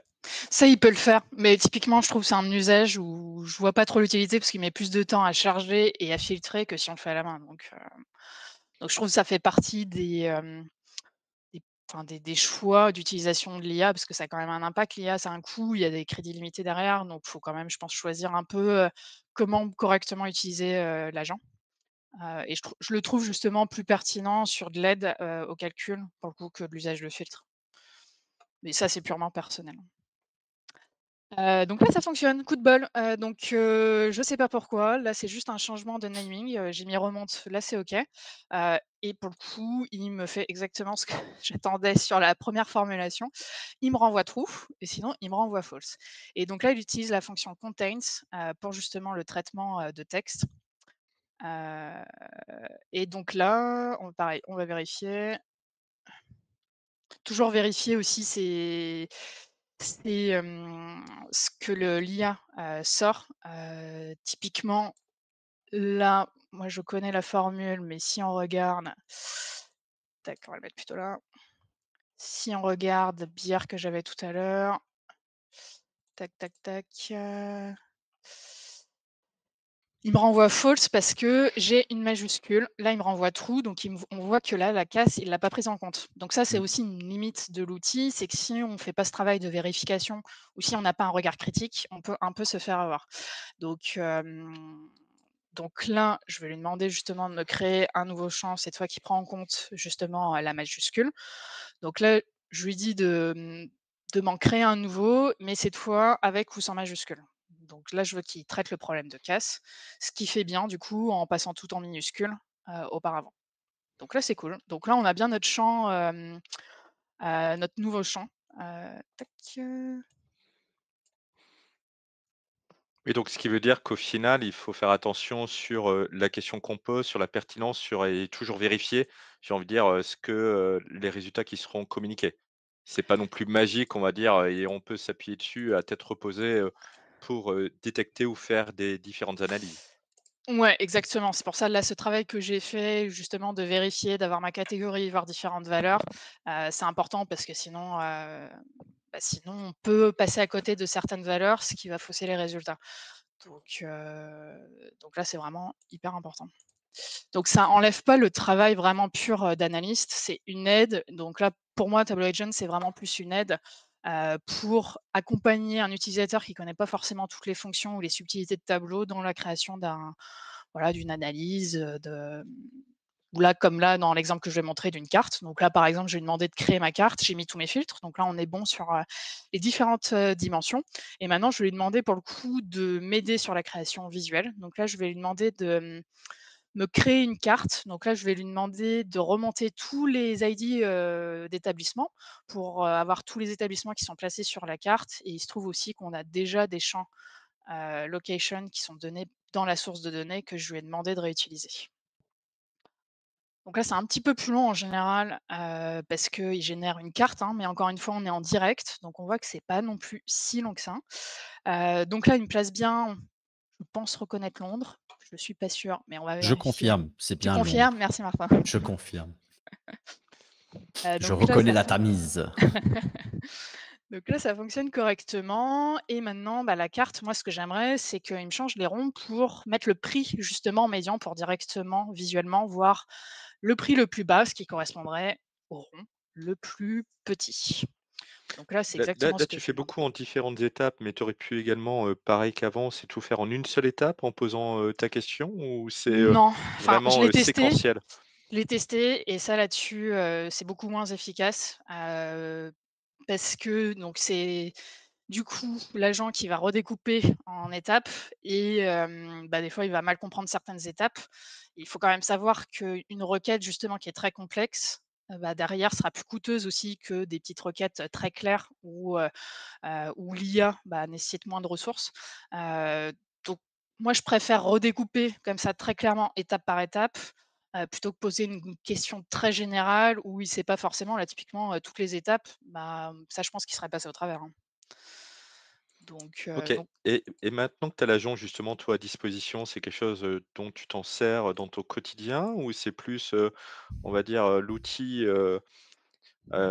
qui t'aide à démarrer peut-être un peu comme le montre-moi ce qu'on avait à l'époque, côté, tableau ou? Oui, moi je le vois plutôt comme ça. Pour moi, c'est plutôt, une aide pour des utilisateurs qui arrivent sur Tableau, qui ont besoin de créer, des petites visualisations, de réaliser des petites analyses, mais qui ont pas forcément un niveau, d'expertise, ultra poussé. Parce que quelqu'un qui connaît très bien Tableau, je pense que là, toutes les formules qu'il a faites, aurait été capable de le faire lui-même. Donc ça va aussi vite de le faire plutôt que de passer par un prompt, demander, vérifier et cetera.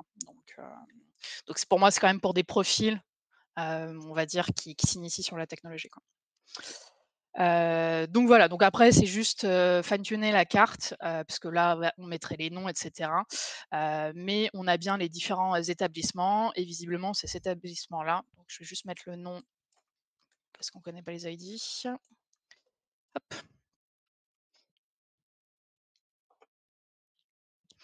Et voilà, donc on sait que c'est, Wagamama Paddington qui a la bière dans un restaurant asiatique la moins chère. Donc voilà. Bon après là, je vais pas m'attarder là-dessus. Le but, c'était justement de montrer ce qu'est Mmh. capable de faire, Tableau Agent, techniquement. Je vais quand même en profiter pour poser une question qui a été posée dans le chat. Si on a pris un abonnement de ChatGPT à OpenAI, est-ce qu'on peut se servir de cet agent-là, à la place de Tableau Agent pour remplir les mêmes fonctions? Ou est-ce qu'il y a une complémentarité? Enfin, comment tu verrais les 2 coexister, cohabiter? Bah, déjà, l'avantage, c'est que là, Tableau Agent, c'est directement dans l'écosystème Tableau, donc c'est basé sur la source de données. Donc, par exemple, toute la partie, suggestion qu'on a vue, ça, bien sûr, ChatGPT n'est pas capable de le faire. C'est aussi, je pense, derrière, comme c'est Tableau, il va quand même, être plus pertinent sur les fonctions qu'il risque de pousser qu'un ChatGPT. Et pour moi, le gros point important, c'est la confidentialité des données, puisque là, toutes les données sont anonymisées, il y a pas de risque puisque Salesforce s'engage à ce que les données soient correctement traitées. Là où ChatGPT, bah, faut quand même être, prudent, on va dire, dans son usage. Bien sûr. Donc voilà, moi j'utiliserais plutôt Tableau Agent et ChatGPT en ultime secours si on n'arrive pas à trouver un truc. Ça marche. Merci beaucoup Marie-Christine pour ces Et bah, pas de souci. présentations dans le monde de Tableau Salesforce. On va du coup retenter. Ah, Pauline, plus d'image. Bon, c'est pas grave, c'est pas pour toi. À plus tard. Léonie, est-ce qu'on t'entend? Est-ce que vous m'entendez bien? Moi, oui. J'attends la confirmation dans l'oreille. On l'entend. Ok, Allez, super. parfait. On y va. Léonie, du coup, on va faire un petit tour d'horizon sur les 2 profils, du coup, puisque tu n'as pas pu présenter tout à l'heure. À toi. Vas-y. Ok. Donc du coup, je me replace dans mon personnage métier donc, qui n'a pas forcément beaucoup de connaissances sur Power BI et qui veut débuter. Donc là, ce que j'ai fait, c'est que j'ai ouvert Copilot directement dans Power BI et que je vais lui demander de me créer une page. Donc là, je vais lui donner quelques indications, mais on peut aussi faire sans donner plus de précision que ça. Donc là, je vais demander 2 visuels. Dans un premier temps, je voudrais une map, donc une carte avec le score moyen par pays. Et ensuite, un bar chart, donc un histogramme avec le top 5 des établissements par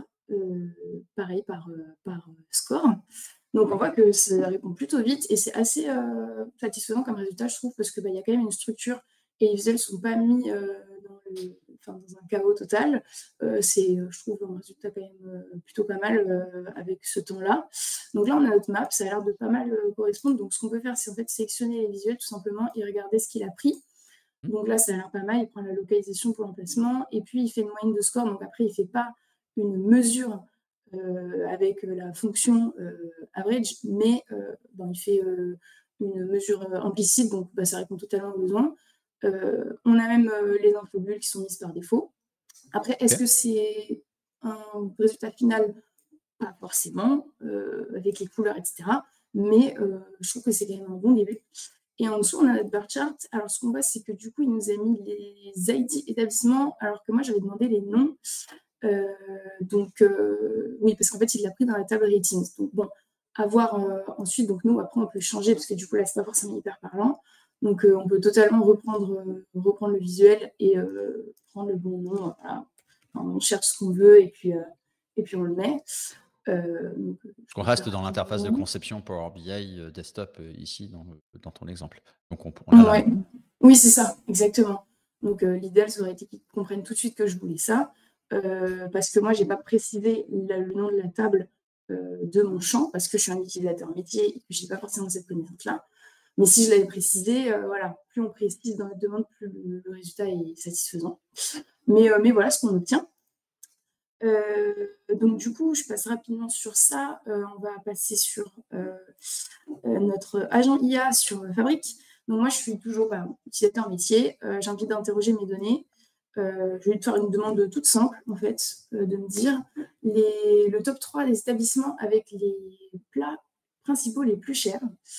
Donc, je lui demande ça comme ça, tel quel. Je n'ai pas particulièrement sélectionné de table à gauche parce que je ne connais pas forcément mes données. J'attends de voir ce qu'il va me donner.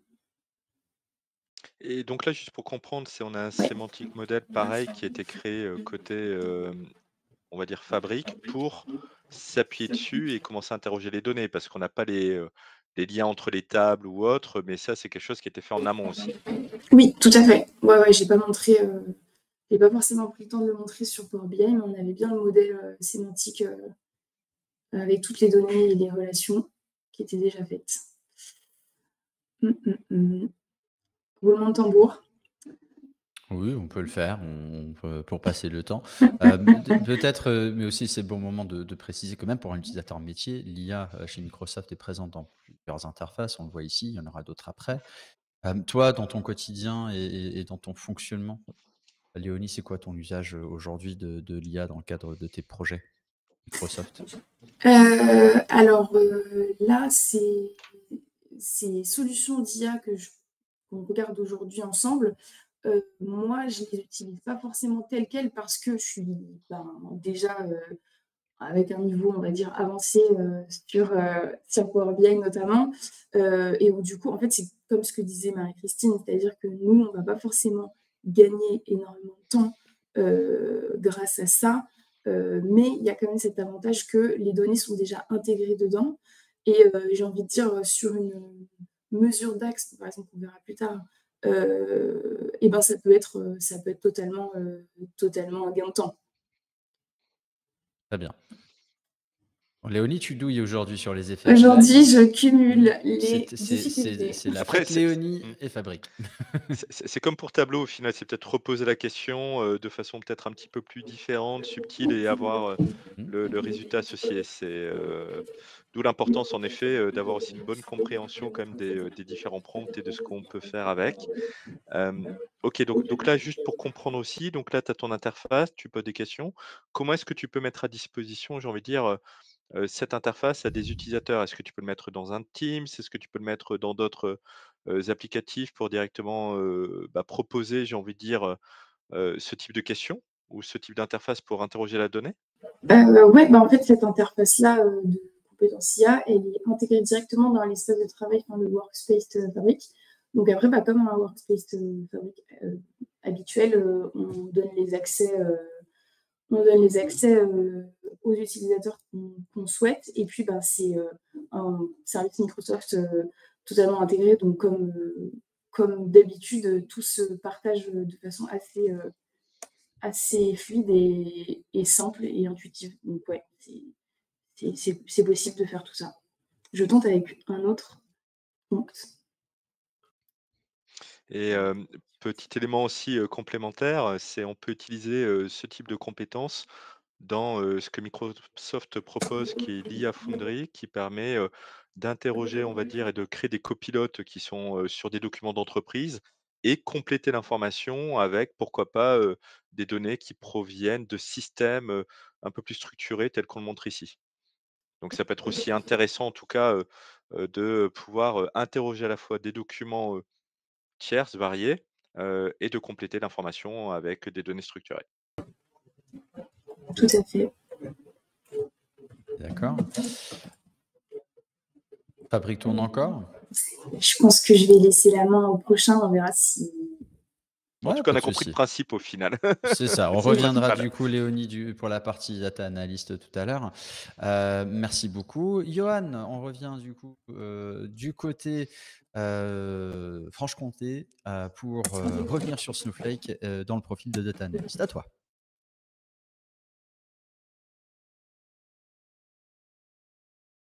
Johan, ton micro par contre Est-ce que vous m'entendez? Voilà. Là, c'est bon. Ok, impeccable. Parfait. Merci. Donc profil data analyst ou data ingénieur, donc là je suis un peu plus dans ma peau.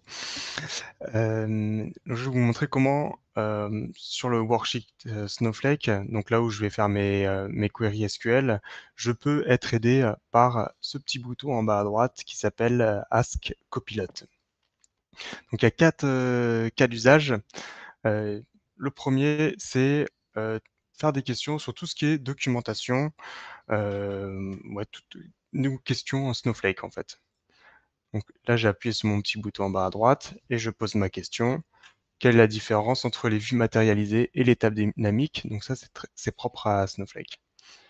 Et là, le copilote va me proposer une réponse condensée en fait de la documentation qui existe. Et puis surtout, il va me renvoyer un lien, il va m'envoyer un lien qui me permet d'aller directement vers la documentation.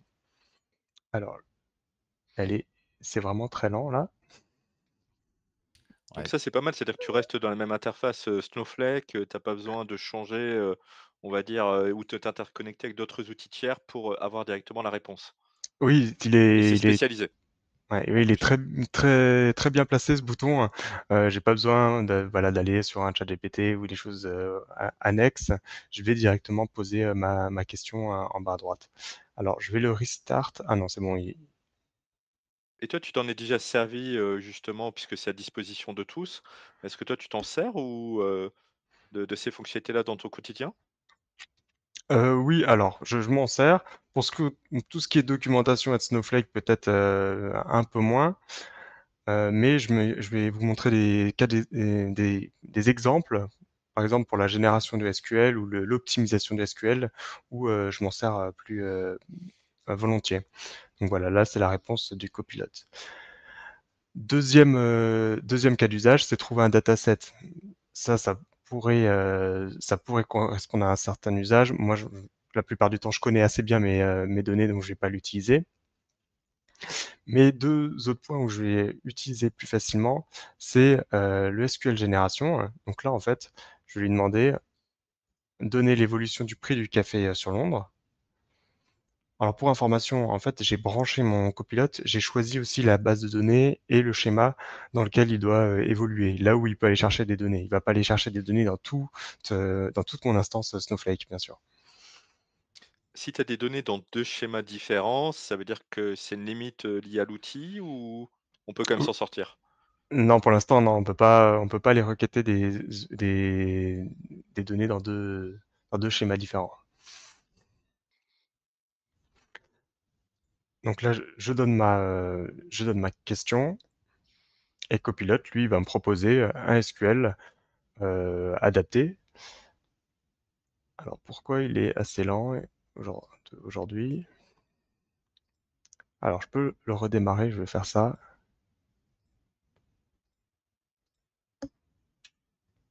Alors c'est vraiment un effet Et en démo termes parce de que crédit, justement, est-ce que tu sais aussi, puisque derrière, Snowflake, ça marche avec des crédits, ouais. hem, est-ce qu'il y a un coût associé à cet usage ou c'est inclus, de base dans l'offre Snowflake?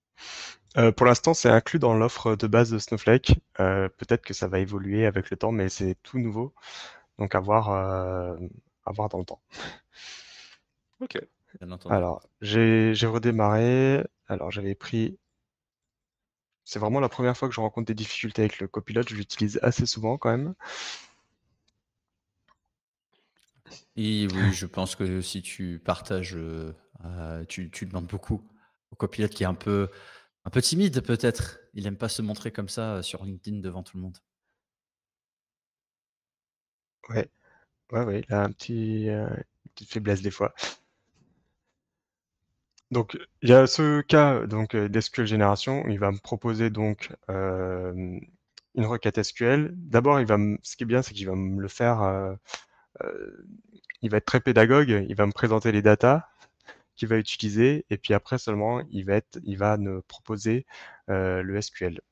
Donc là, bien sûr, quand on a un SQL comme ça, on va pas le réutiliser, copier-coller, le réutiliser tout de suite. La plupart du temps, enfin même tout le temps, il faut vérifier ce que ça fait. Et Mmh. puis des fois, il peut y avoir, bien sûr, des petites erreurs. Il faut adapter la requête proposée. Donc là, par exemple, j'ai la requête, je peux appuyer sur Add et puis il va me la mettre, voilà, tout en bas de mon script pour que je puisse l'intégrer à mon script. OK. Le deuxième cas d'usage auquel je fais face très souvent, c'est l'optimisation, la correction, le debug. Donc par exemple, je suis en train de faire ma query pour une requête ad hoc, et tout d'un coup, j'exécute plusieurs fois ma query, par exemple tout de suite, et j'ai un petit message d'erreur. Et je suis face à cette query assez importante, et je cherche, et je ne trouve pas d'où vient le problème. Alors là, j'ai deux solutions. Je continue à m'arracher les cheveux, ou alors je vais voir un collègue pour qu'il relise à tête reposée. Mais maintenant, en fait, ce que je peux faire, je peux lui dire, voilà, quel est le problème avec cette requête. Je copie-colle ça dans Copilote. Et lui, il va pouvoir me dire, écoute, attention, ici, il y a un petit souci dans ta requête. Potentiellement, tu as voulu dire ça, et il manque cette information, où il y a un souci ici. Donc, Ah, ça, c'est quand même assez pratique parce que c'est vrai que des fois, on a un peu, le nez dans le guidon, comme on dit, et on ne sait pas forcément, trouver l'erreur, ou comment optimiser la requête ou derrière, donc si on peut avoir une aide comme ça, c'est plutôt pas mal. c'est exactement ça. Bon, là, il fait la relation avec la question que je lui ai posée avant, mais il va pouvoir me dire, alors, il est vraiment très très lent.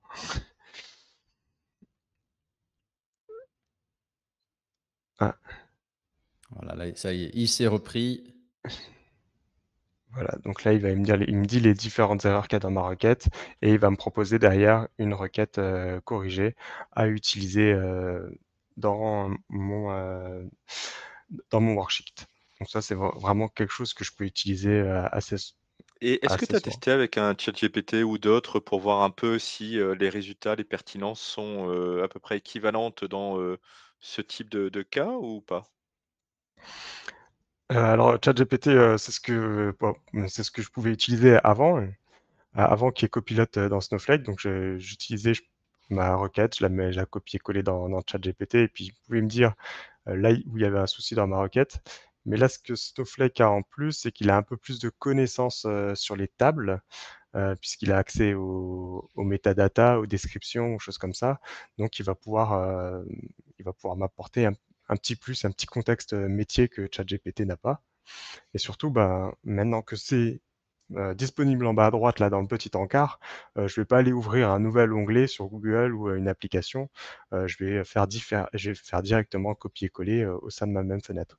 Et en plus, je suis plus, enfin, c'est comme pour Tableau tout à l'heure, je suis un peu plus rassuré par Snowflake sur la confidentialité de tout ce que je peux transmettre. Ok, donc là, ta requête a été complètement générée. Oui, c'est ça. Ouais, pour revenir, bon voilà, il m'a généré ma requête, et donc je vais pouvoir l'utiliser. Bien sûr, il faut encore une fois vérifier que le résultat donné à la fin corresponde bien à ce que j'attendais. Très bien. Et alors il y a il peut avoir d'autres cas d'usage. Là, j'ai montré donc le debug. Il peut avoir aussi la simplification, le refactoring. C'est-à-dire qu'on a une requête qui nous paraît compliquée, on va lui demander: «Est-ce que tu peux me simplifier cette requête?» Et il va te dire: «Oui, effectivement, tu peux simplifier, tu peux aussi alléger pour avoir moins de consommation». Ok, c'est vraiment le compagnon de développement dans Snowflake. Exactement. Bien, le joker. Important d'en avoir un. Ok, je vois le temps qui file, donc Johan, je propose qu'on s'arrête là. On va passer du coup chez Pauline pour revenir sur Alteryx dans ce profil et dans la peau du data analyst. Peut-être juste aussi conclure rapidement sur ce que tu évoquais tout à l'heure, Pauline, avant que ta connexion ne soit interrompue. À toi. Alors, alors oui, du coup, tout à l'heure, vous n'avez pas pu voir le résultat de ce que Copilot nous a proposé comme solution. Donc en quelques secondes, j'ai pu exécuter mon flux, et voici le résultat, donc des restaurants qui ont remplacé des restaurants fermés. Donc là, par exemple, nous pouvons voir à cette adresse que l'ancien restaurant, il a été remplacé par de nouveaux restaurants. J'ai cru voir une question sur, quel modèle LLM était utilisé par Oui, Altex Copilot et alors pour répondre, c'est, le modèle d'Altex. Ça a été développé par Altex eux-mêmes, pour que ça soit le plus adapté à leurs outils et répondre correctement. Et enfin, du coup, Alteryx Copilot, c'est disponible sur le marketplace d'Alterix et il est, gratuit. très bien. Donc maintenant, si on se met dans la peau d'un data analyst, vous allez pouvoir aller un peu plus loin avec l'IA en se connectant à des LLM donc externes via les API. Donc vous allez par exemple pouvoir soit générer de la donnée, traduire, du texte ou même lui poser des questions. Donc pour l'exemple, moi je vous propose, c'est qu'il y a le connecteur OpenAI qui est déjà disponible sur la communauté, Alteryx et on va pouvoir lui poser des questions à partir de nos données. Donc moi ce que je vous ai proposé, c'est on va sélectionner les villes de nos restaurants et on va lui poser des questions sur sa population et la superficie de la ville. Donc pour ça, j'ai construit un flux de données qu'un data analyst pourrait faire et j'ai intégré mon petit outil OpenAI. Hop, alors. Donc j'ai fait ma liste de villes, j'ai fait un échantillon, j'ai réalisé donc mon prompt. Donc voilà, avec tout ce que je voulais. Donc je souhaiterais les informations sur la ville. Ce qui est très important, on va lui demander le format de la réponse. Donc là, ça va être sous forme de JSON avec les noms des colonnes, donc le nom de la ville, le nombre d'habitants et la superficie en kilomètres carrés. On lui précise bien qu'on ne veut pas de phrase, juste le JSON. Ça, c'est pas mal parce qu'en fait, pour compléter l'information, pour avoir derrière peut-être de la traduction, peut-être des résumés Exa- d'informations, au final, ça peut faire ce type de travail alors. Exactement. Donc là, j'ai téléchargé le connecteur OpenAI. On a juste à lui sélectionner la colonne où on a créé le prompt. On peut lui choisir, alors là, il y a actuellement le GPT 3.5 ou le GPT 3.4. Et puis, on va pouvoir par la suite, avec les outils d'Alterix, parser le JSON, formater les données et ajouter ces informations à notre base. Alors, je vais peut-être pas lancer tout de suite au risque de perdre la connexion. Hem, mais du coup, ça, c'est un des exemples OpenAI. On va pouvoir si vous souhaitez vous connecter à d'autres, LLM avec les API, c'est tout à fait possible OK. C'est et d'autres composants ou c'est le même composant à reconfigurer? ça sera d'autres composants. Mais la nouveauté, donc il y a eu la semaine dernière l'événement annuel, d'Alterix qui est Inspire 2025 qui a eu lieu aux États-Unis le 13 et 14 mai. Ils ont surtout annoncé, qu'ils vont intégrer donc des nouveaux outils qui intégreront directement les LLM. Donc 2 outils phares qui vont être le Precision Match et le Schema Fit, qui vont permettre de faciliter encore plus, l'analyse de données, pour les utilisateurs. Puisque là, c'est des outils OpenAI, c'est des outils proposés par la communauté qui font des appels API derrière. Ouais. Alors, on On se risque teste à l'exécution? l'exécution. Alors non, ça tourne pas très c'est assez rapide, mais avec, l'effet du partage d'écran, ça met un peu plus de temps. Mais OK, voilà, avec le LLM, la connexion LLM avec Alteryx, vous allez pouvoir, ouvrir le champ des possibles des analyses l'analyse de vos données et je crois très que ça va bien. être compliqué Bah, de voir le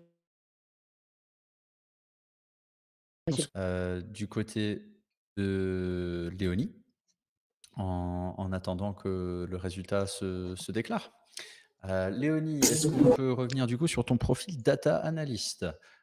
Côté Microsoft, à toi. C'est parti.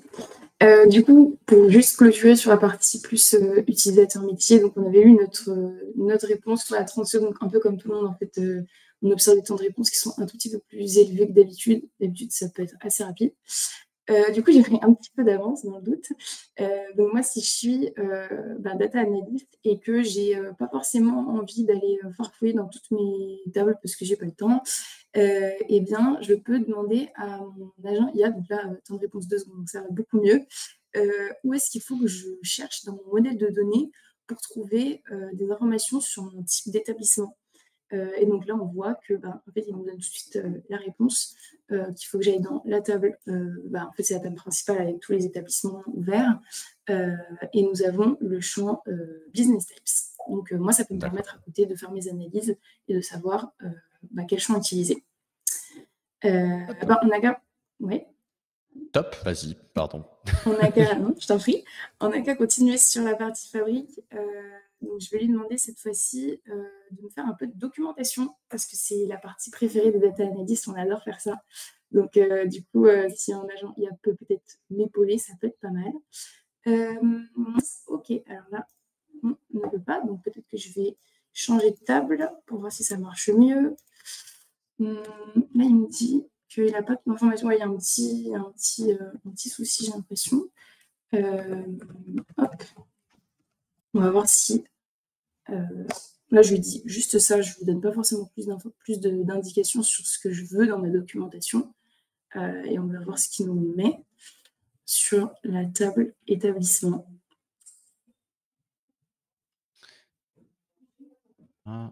Voilà, ok. Donc, bon, c'est pour ça que je n'avais pas pris cette table-là, c'est qu'elle est un peu énorme, mais au moins on voit que ça fonctionne.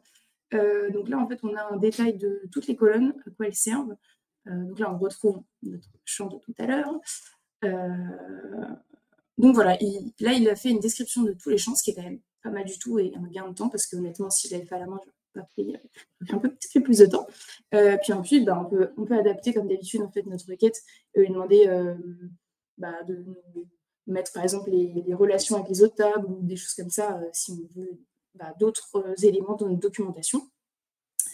Donc voilà pour la partie doc. Et aussi, du coup, Est-ce que tu sais si c'est prévu justement cette partie doc dans la partie sémantique modèle directement de Power BI, d'intégrer ce type d'éléments ou c'est pas encore prévu à date? Alors moi, dans Power BI, j'ai testé 2-3 requêtes pour faire de la documentation. Ça fonctionne plutôt bien. Je l'ai plutôt fait du coup sur la partie mesure. On pourra le voir ensemble. Je n'ai pas forcément fait le test sur les données parce que du coup, j'étais plus sur la partie fabrique pour les données.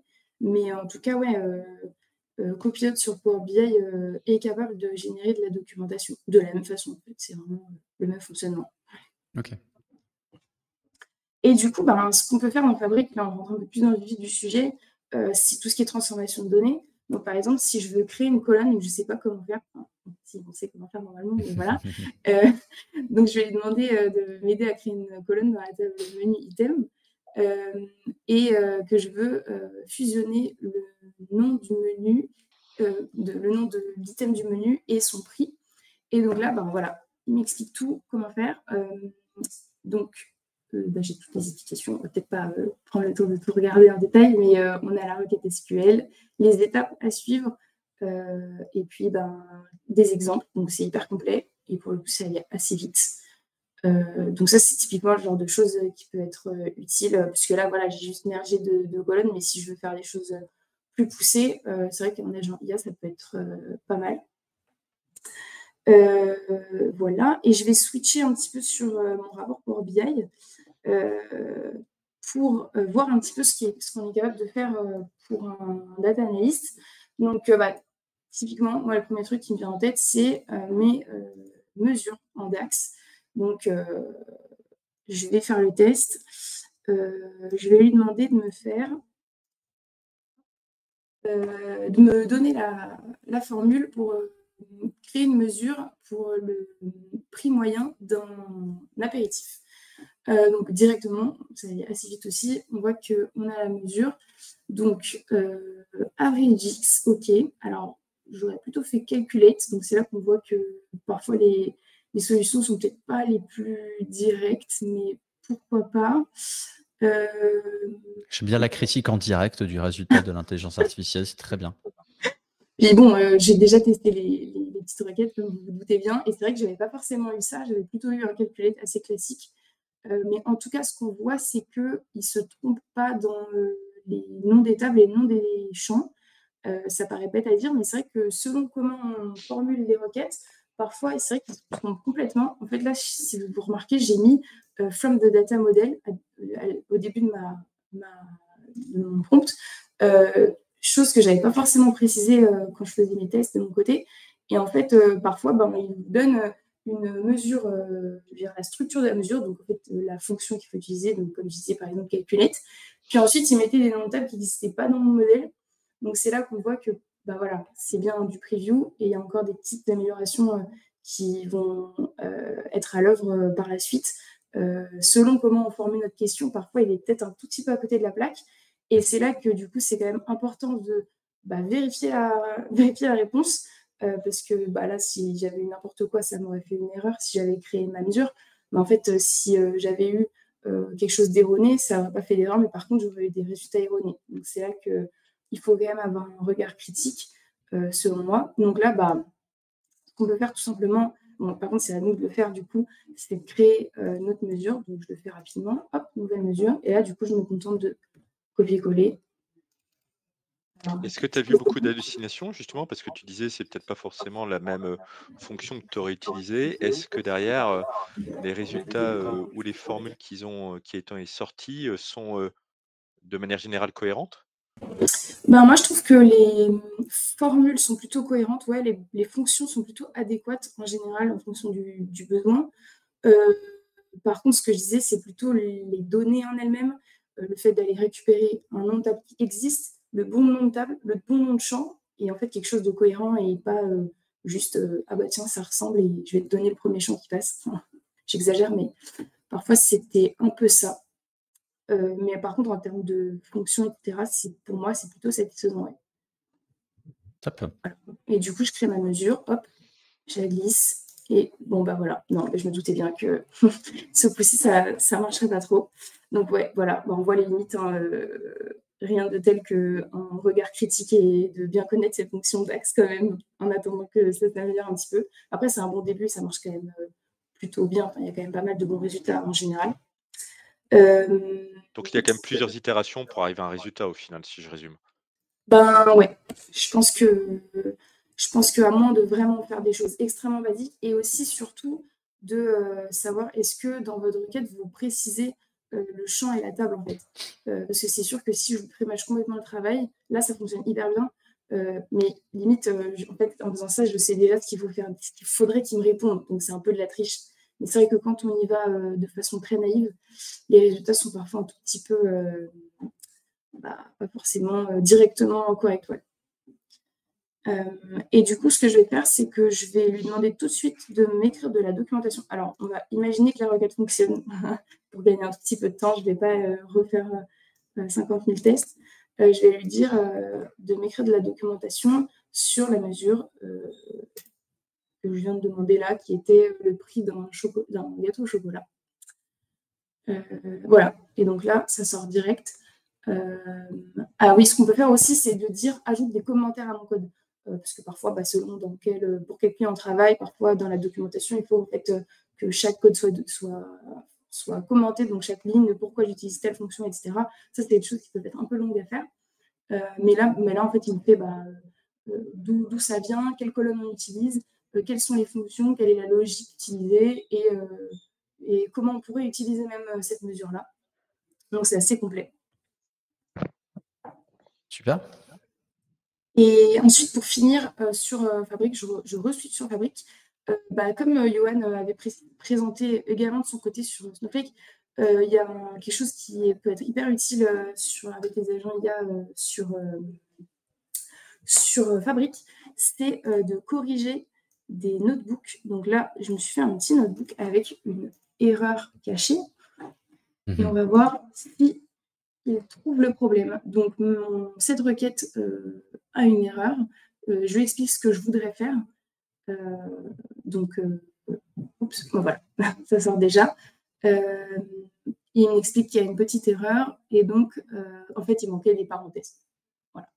Et donc, ça, c'est plutôt satisfaisant. En fait, c'est ce qu'expliquait Johan. c'est un gain de temps. Là, évidemment, mon notebook était très court, mais si c'est des erreurs qui sont plus complexes, et ben, ça peut être un réel avantage. C'est clair. Voilà. Super, merci beaucoup Léonie. Je sais que tu as dû accélérer aussi un petit peu sur la fin, mais voilà, on est déjà dans le temps additionnel. Il nous reste à refaire un petit tour du côté de Pauline et Alteryx pour voir le résultat du workflow qui a été exécuté tout à l'heure avec le composant OpenAI. Si on peut, Thomas, revenir chez Pauline. Merci beaucoup. Pauline. Oui, du coup, le résultat, donc j'avais fait un échantillon de 5 villes, pour limiter, les demandes, appel API, le prompt qu'on a vu et du coup en sortie, donc on voit bien qu'il a bien fait ma réponse en format JSON comme demandé, avec ma ville, mon nombre d'habitants et la superficie. Je fais mon retraitement avec Alteryx. On voit bien étape par étape mes données et j'ai bien mes colonnes qui se sont ajoutées et je peux venir les ajouter à mes données de restaurant pour avoir des informations complémentaires pour mon jeu de données. C'est top. Et en termes de temps de traitement, ça a duré combien de temps pour, justement interroger l'API, 41 secondes. Bah, En alors fait, là, du coup, on j'ai fait aurait un pu extract attendre de 20 5 secondes pour villes voir le résultat. et du coup, ça vient aussi charger, les bases de plusieurs milliers de lignes. Oui, c'est pour l'exhaustivité du flux. Oui. Ok. Super, merci beaucoup Pauline de nous avoir montré le résultat. Donc on voit bien Mmh. la concrétisation de ce flux. Bon, on a un petit peu dépassé. Il y avait des aléas aujourd'hui. Ça arrive, c'est pas grave. Mais on est arrivé au bout quand même. Je pense qu'on peut s'arrêter là du coup pour notre live IA aujourd'hui. On espère que ça a pu répondre à des interrogations ou des questions que vous aviez par rapport aux solutions d'exploitation, d'analyse de données du marché et ce que l'IA peut proposer dans ces solutions-là. Sachez que si vous avez plus de questions, un intérêt pour ces solutions, nos services et l'IA en général, vous pouvez nous contacter donc soit par notre site internet, si vous avez déjà un point de contact Activision, activez ce canal-là. Et nous sommes également tous ici, bien sûr, disponibles. Vous pouvez nous contacter via les réseaux sociaux ou par tout autre biais que vous avez déjà.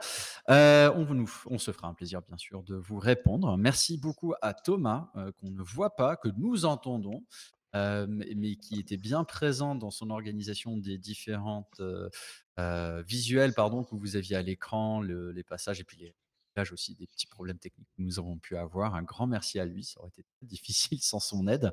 Merci beaucoup au panel, Léonie, Marie-Christine, Pauline, Johan, pour vos présentations, démonstrations, les explications très riches, les argumentaires, vos retours d'expérience et votre adaptabilité face à des circonstances pas toujours très simples aujourd'hui. Merci à toi, Alexandre, d'avoir pris le temps, le jour de ton anniversaire, pour nous donner ton input, tes perspectives sur toutes ces solutions. Ce fut un plaisir d'animer un événement avec toi pour la première fois sur LinkedIn. Encore joyeux anniversaire et merci à toi. Eh ben, Et merci, bien puis sûr, merci à toi aussi, hein, ah pour bah, avoir animé, hein. grand plaisir. C'est marrant, on me le dit jamais ça, donc j'étais pas prêt. Bien sûr, merci à vous tous qui avez participé à l'événement aujourd'hui, qui avez posé vos questions. N'oubliez pas qu'il y a toujours d'autres événements à venir. Il y aura probablement un nouvel événement Fabrique qui sera publié bientôt. Il y a un lunch également prévu à Paris ce jeudi. C'est très bientôt, mais je crois qu'il reste une place. Donc si jamais, voilà, c'est possible. Et sinon, bien de votre pause déjeuner. Mais on reste à votre disposition. Prenez soin de vous. Je suis Martin Lee pour Activision et bonne journée. Merci.